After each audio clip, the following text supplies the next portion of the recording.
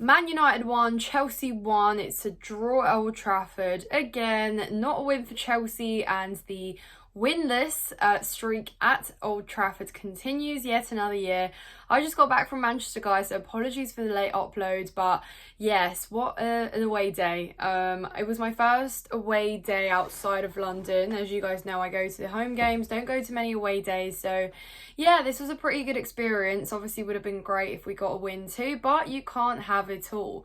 But nevertheless, enjoyed Moises Caicedo's equaliser, and what a goal to witness. Apart from that, guys, I'd say it was a pretty flat game. Nobody really blew me away, and it was just a little bit dull, wasn't it? The fact that these anticipated fixtures like Chelsea, Man United, and all the build-up leading into it, with all the context around it, ended the way it did in terms of performance. Yeah, it was a pretty anticlimactic, but we'll talk about the game, we'll talk about the result and what this means for Chelsea. But before we get into this video, guys, if you're new to the channel and you enjoy this video, then please subscribe at the end of it and hit the like button to show your support. And as I go through my thoughts, let me know yours in the comments down below. And yeah, let's talk about the game, guys. So Enzo Maresca set us up with something we'd already seen, where Reece James started on the left, Malo was inverting on the right, and I think that really kind of set us up a little bit to fail from the get-go. And what I mean by that is that little decision there really changed the dynamic on the pitch, because it kind of inhibited our game massively moving forwards, because Malo just obviously was not comfortable there. He was misplacing a lot of passes, and rather than being involved in build-up play, he was actually isolating Madueke and Cole Palmer in the fact that they couldn't actually link up as well as they always have. And Madueke's kind of best games have come from where he's had Cole Palmer there in those kind of right pockets, in the right areas. Like Wolves is a prime example of that. When he scored his hat-trick, he was combining with Palmer constantly. That service that he was receiving there was just not the same with Malo. And what happened then was, because that happened, Reece James really was not able to support Neto because he'd cut in with his right foot a lot of the times, also misplaced some passes himself. But overall, it just kind of meant that Palmer, yeah, he was marked out of the game, but was quite ineffective and was not able to partner up with Madueke, and Madueke struggled a lot because Mazraoui, I can never say his name right, Mazraoui was so exceptional at winning those draws, and Madueke just couldn't really beat him in the first half, which ended up frustrating him so much that I think his game really slowed down. He just wasn't really Madueke, the best version of himself. So I think it was, yeah, quite flat in that regard. And Manchester United going into this game, I didn't think this would be an easy game, because one, it's at Old Trafford, two, Ten Hag's just been sacked, and there's already this level of optimism that has stepped up. And after a manager is sacked or leaves, there's always this kind of desire among the players to just play their hearts out, play their socks off. And I'm not saying they had a great performance at Old Trafford, but they were certainly making it difficult for us in the sense that they could tell we were quite reluctant to take risks. We were playing a different way to what we usually would, and I don't understand why. There seemed to be this kind of nervousness to our game at times, and we were sort of passing it along, not really doing anything to kind of look for a breakthrough. There were kind of half chances in the first half, but overall, guys, pretty disappointing. And so the expectations kind of changed throughout the game, because it was difficult to break deadlock. We obviously couldn't, and then the fact that we conceded first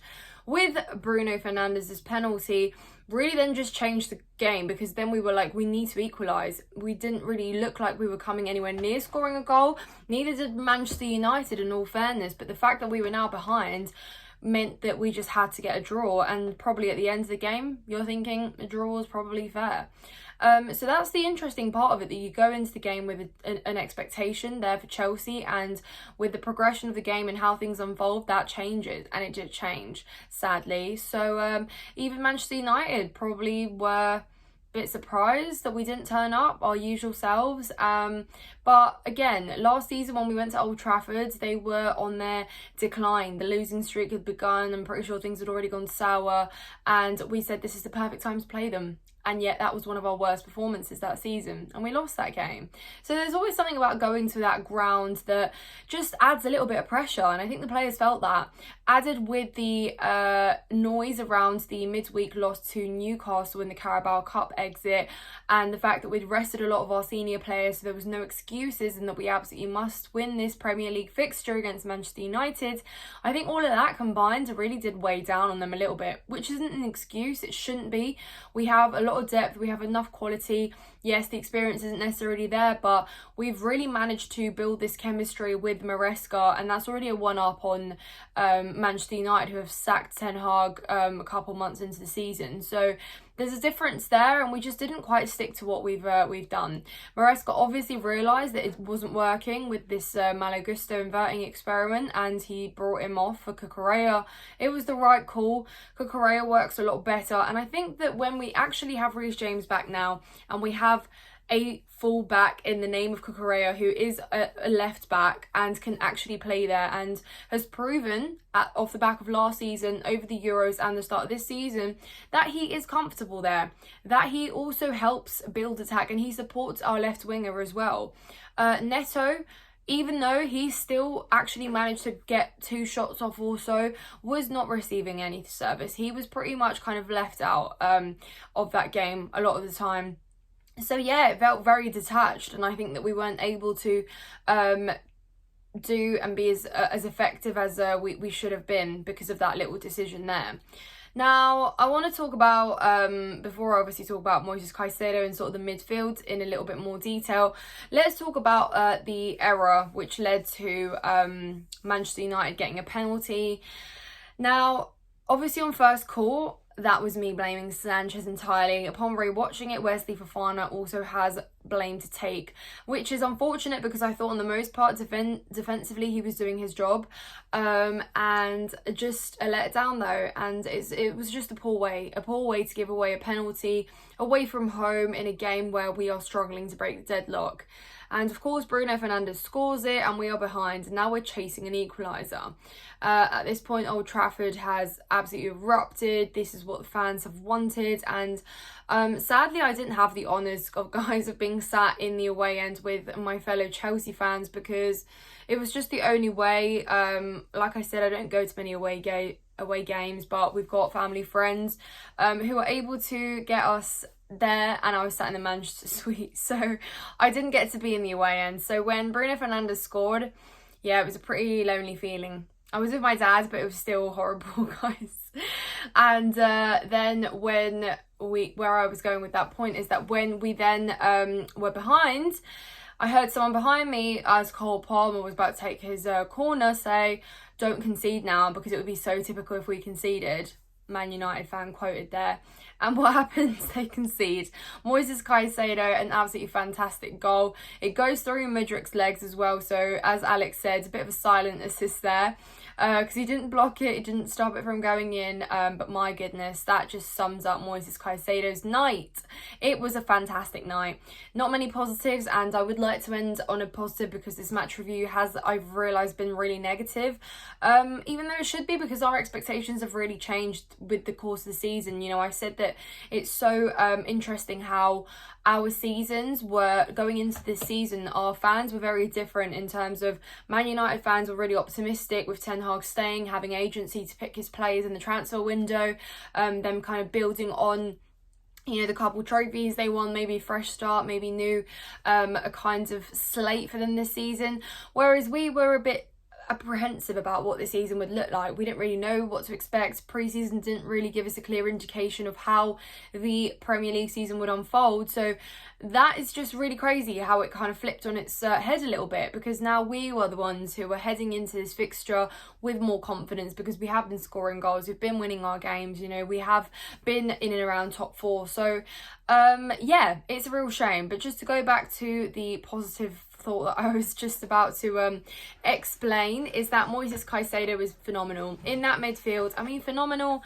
He was excellent. He was brilliant, phenomenal. Maybe it's a bit of an exaggeration, but Moises Caicedo has improved so much, and rightfully so. Nobody's talking about his price tag anymore because he is just living it up, winning his duels, winning his tackles, so effective, so cool, calm and collected. He was the better midfielder, and Lavia was brought off Enzo Fernandez, rightfully so. Enzo Fernandez almost could have doubled our lead, by the way, and what a comeback that would have been. There was a fantastic opportunity there.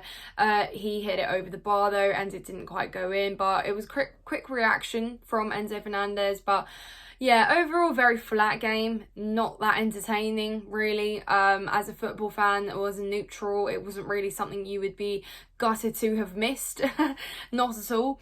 But yeah, guys, a point away at Old Trafford. Maybe some say they'll take it after how things unfolded, but I do believe we should have had more. We should have shown more in this game. But we move on to Arsenal at the weekend. Obviously, before that, we've got a Conference League fixture against Noah Thursday night. It'll be interesting to see.